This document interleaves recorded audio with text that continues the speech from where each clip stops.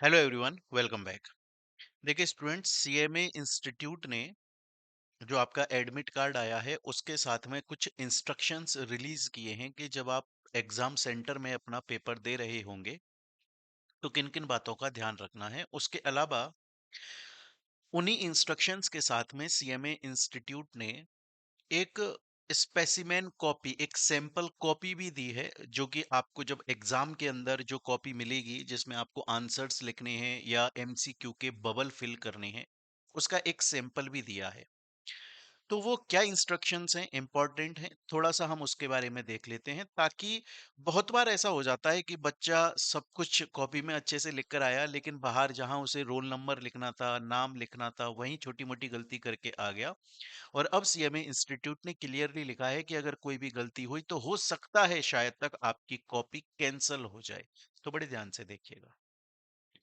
सबसे पहले CMA institute ने पार्ट इसको दो पार्ट में डिवाइड किया है। पार्ट ए में वो ये बोल रहे हैं कि जो आपका रोल नंबर है वो आप रोल नंबर अपना यहाँ पर फिल कर दें अपनी कॉपी के अंदर। तो देखिए दोस्तों, यहाँ पर आपको दिख रहा होगा। तो सबसे पहले तो यहाँ पर आपको रोल नंबर लिखना है, जो भी आपका रोल नंबर है वो यहाँ पर लिखना है। और लिखने के बाद में वो बबल आपको अच्छे से उसके फिल कर देने हैं। ठीक है, वो बबल्स आपको अच्छे से फिल कर देने हैं। तो रोल नंबर पहले तो इसमें लिख दें आप लोग, देन उसके बाद में बबल को फिल कर दीजिएगा। पहली बात। दूसरी बात, उसके बाद में सब कोड आपका जो एडमिशन कार्ड होता है, एडमिट कार्ड होता है दोस्तों, उसमें ना आपको सब्जेक्ट वाइज सब कोड दिया जाता है। तो वो सब कोड आपको इसमें जरूर से लिखना है। क्लियर है? देन इसके बाद में नेक्स्ट, अच्छा एक चीज ध्यान रखिएगा, सब कोड सब्जेक्ट वाइज मिलता है, एडमिट कार्ड में दिया हुआ होगा, वहां पर जो एग्जामिनर है वो आपको बता देगा। तो वो यहाँ पर लिखकर बबल फिल करने हैं। जो सीएमए फाइनल के स्टूडेंट्स हैं उनका पेपर नंबर जो 20 है, वो इलेक्टिव पेपर होता है, आपको इलेक्ट करना पड़ता है। तो वहां पर वो देख लीजिएगा कि आपने पेपर नंबर 20 में कौन सा इलेक्ट किया है, 20A, 20B या 20C, उसके हिसाब से आपको यहाँ पर कोड फिल करना है। ठीक है। देन इसके बाद में नेक्स्ट आपका मीडियम आपको चूज करना है। अगर आप इंग्लिश मीडियम से हैं तो आप इंग्लिश मीडियम यहां पर चूज करेंगे, और अगर आप हिंदी मीडियम से हैं हिंदी मीडियम चूज करेंगे। एक चीज का बड़ा ध्यान रखिएगा, ये अभी नेक्स्ट पार्ट के अंदर भी आएगा, देखिए यहां पर भी आएगा कि अगर आप इंग्लिश मीडियम से हैं तो पूरी आंसर कॉपी में आपको सिर्फ और सिर्फ इंग्लिश ही लिखनी है, हिंदी में आंसर नहीं लिख सकते। अगर आप हिंदी से हैं तो पूरा सब कुछ हिंदी में लिखना है, इंग्लिश में नहीं लिख सकते। ऐसा मत कीजिएगा कि आपने मीडियम यहां पर चूज कर दिया इंग्लिश, और उसके बाद में अंदर आप मिक्स कर रहे हो, इंग्लिश हिंदी दोनों लिख रहे हो, वो सही नहीं रहेगा। सीएमए इंस्टीट्यूट ने क्लियरली बोला है कि अगर आप आंसर मिक्स करके देते हो दोनों लैंग्वेजेस से, तो फिर आपकी कॉपी कैंसल होने के लायबल हो जाती है। हम आपकी कॉपी को कैंसल कर सकते हैं। तो मिक्स मत कीजिएगा, इधर कंप्लीटली इन इंग्लिश और कंप्लीटली इन हिंदी। क्लियर है? देन इसके बाद में डेट ऑफ एग्जामिनेशन ये अपनी कॉपी में फिल कर लीजिएगा दोस्तों।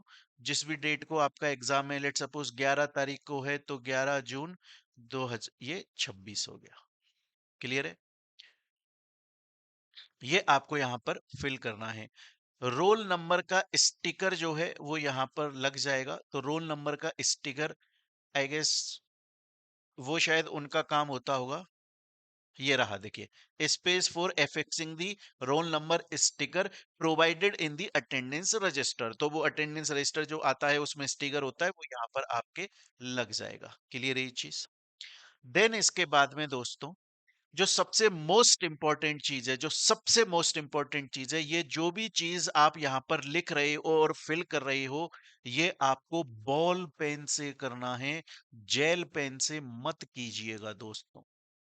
मत कीजिएगा, सिर्फ और सिर्फ बॉल पेन से आपको करना है। और कौन से कलर के बॉल पेन से करना है? या तो आप ब्लैक बॉल पेन से करिएगा, या फिर आप ब्लू बॉल पेन से करिएगा। क्लियर है? देखिए लिखा हुआ है, ब्लू बॉल पेन या ब्लैक बॉल पेन से करिएगा। आप जेल पेन यूज मत कीजिएगा दोस्तों। अब उसके बाद में बोल रहे हैं, जो आपका पहला क्वेश्चन होता है वो एमसीक्यू क्वेश्चन होता है, जिसके अंदर टोटल 15 क्वेश्चन आपको दिए जाते हैं। एक क्वेश्चन 2 मार्क का होता है, टोटल 30 मार्क के क्वेश्चन बनते हैं।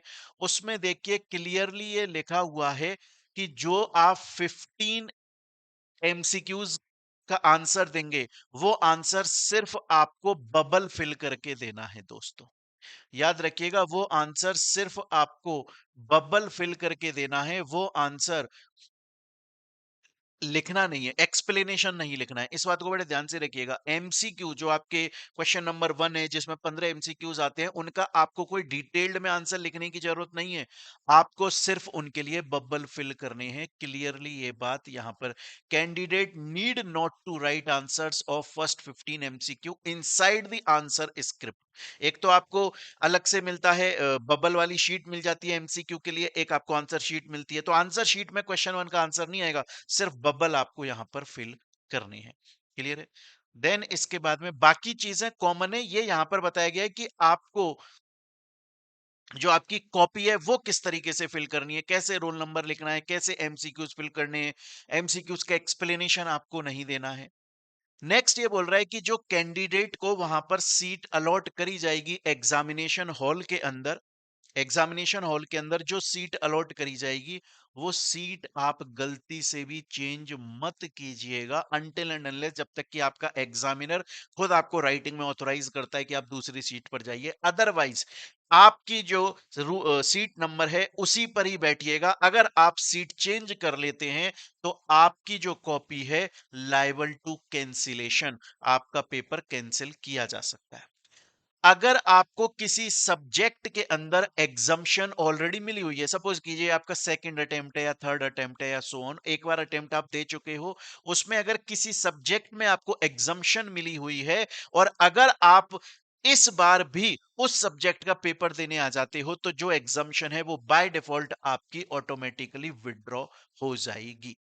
एंड जब आप एग्जामिनेशन हॉल के अंदर जैसे ही एंटर करोगे, तो जो आपका एडमिट कार्ड होगा वो आपको अपने इनविजिलेटर को चेक करवाना पड़ेगा, एक बार हैंड ओवर करना पड़ेगा, वो उसे सही से चेक करेगा, देन उसके बाद में वो आपको वापस कर देगा। क्लियर है?